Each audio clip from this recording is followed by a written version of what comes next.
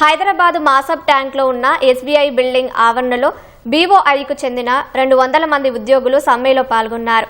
దాదాపు 8 లక్షల మంది ఉద్యోగులు, అధికారులు సమ్మెలో పాల్గొన్నట్టు ఎఫ్బీఓఐఏ ప్రెసిడెంట్ గలేటి నాగేశ్వర్ చెప్పారు.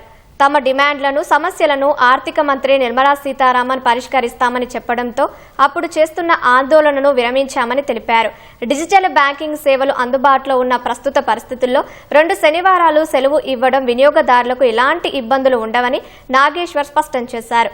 కేంద్ర రాష్ట్రాల్లో అనేక ఆర్థిక రంగ సంస్థల్లో సోమవారం నుంచి శుక్రవారం వరకే పనిచేస్తున్నాయని, తమకు మాత్రమే వివక్ష చూపుతున్నారంటూ ఆవేదన వ్యక్తం చేశారు.